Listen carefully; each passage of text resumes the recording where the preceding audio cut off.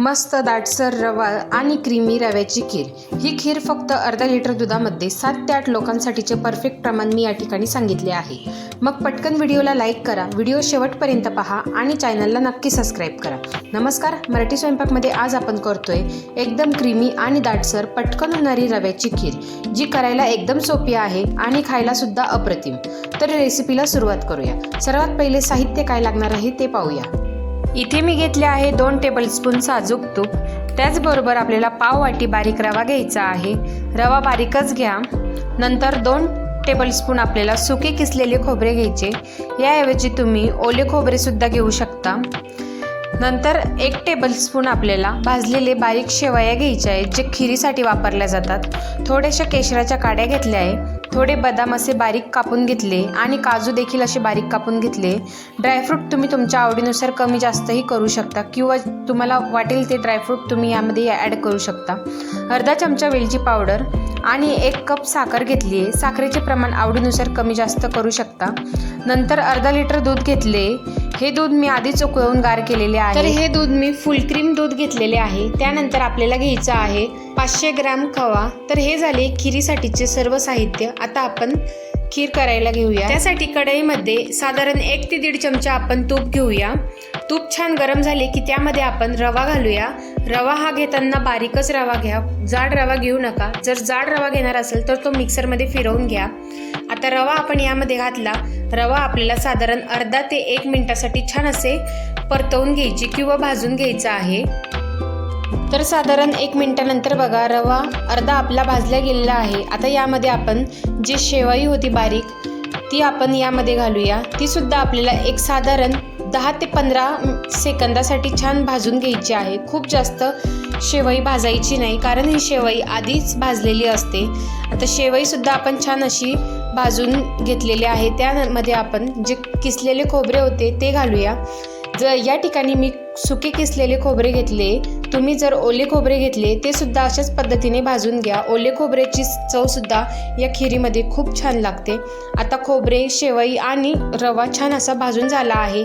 आता यामध्ये आपण थोडे ड्रायफ्रूट घालूया। तर मी बदाम घातले, काजू घातले, याच्यावर आपण थोडे अर्धा चमचा साजूक तूप घालायचं। तूप घालून याला पुन्हा छान असे परतवून घ्यायचे आहे।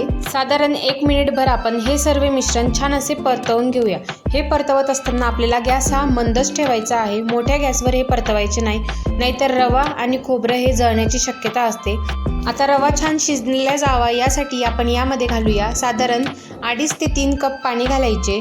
3 कप पाणी घालून याला मंद गॅसवर छान अशी उकळी काढून घ्यायची। लक्षात घ्या, पाणी टाकल्यावर लगोलग आपल्याला हे छान मिक्स करून घ्यायचे, नाहीतर याच्या गुठळ्या होण्याची शक्यता असते। तर याला मंद गॅसवर आपण साधारण 5 ते 10 मिनिट छान अशी उकळी काढून घेऊया। तर हे बघा, साधारण 6 ते 7 मिनिटानंतर बघा, या खिरीला छान अशी हलकी उकळी यायला लागलेली आहे। आता आपल्याला यामध्ये घालायची साखर। साखरेचे प्रमाण तुम्ही कमी जास्तही करू शकता। आता साखर यामध्ये घातली की आपल्याला हे छान मिक्स करून घ्यायचे आहे। आता आपल्याला ही खिरीचे मिश्रण साधारण 10 मिनिट छान असे शिजवून घ्यायचे आहे, कारण आपण यामध्ये रवा वापरतोय, रव्याची खीर करतोय, त्यामुळे हा रवा शिजण्यासाठी जरा वेळ घेतो। त्यामुळे आपण हे मंद गॅसवर हे मिश्रण छान असे 10 मिनिट शिजवून घेऊया।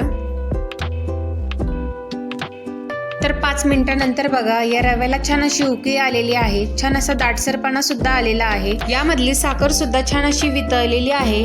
साखरेमुळे याला रंग सुद्धा छान आलेला आहे, दाटसरपणा आलेला आहे, छान अशी उकळी सुद्धा आलेली आहे। आता हे मिश्रण आपण 1 मिनिटभर अजून छान शिजवून घेऊया। तर 1 मिनिटानंतर बघा, हे मिश्रण छान असे दाटसर झालेले आहे, घट्टसर झालेले आहे। रवा सुद्धा छान असा फुललेला आहे।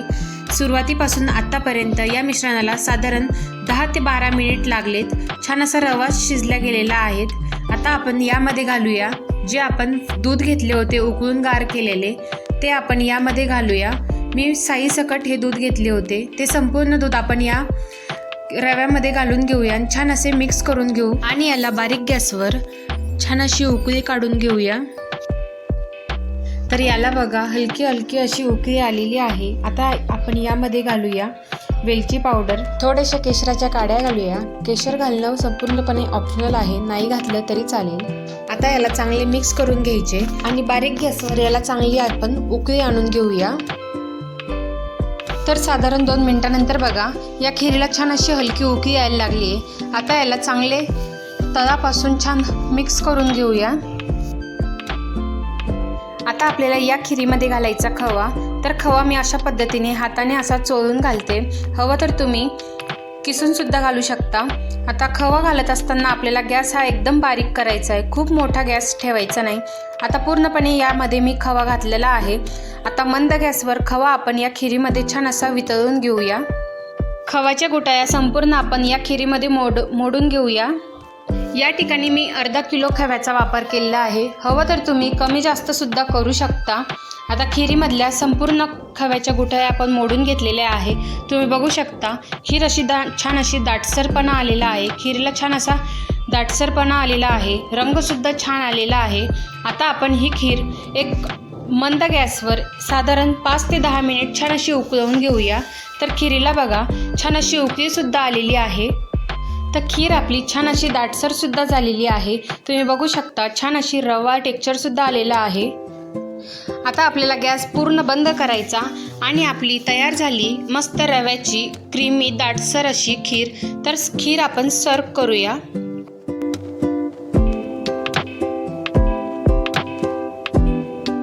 तर अशा प्रकारे आज आपण मस्त दाणेदार क्रीमी रवा टेक्स्चर असलेली रव्याची खीर कशी करायची ते बघितले। तुम्हाला ही खिरीची रेसिपी कशी वाटली ते मला कमेंटमध्ये नक्की सांगा। पुन्हा भेटूया अशाच एका नवीन व्हिडिओमध्ये, तोपर्यंत धन्यवाद।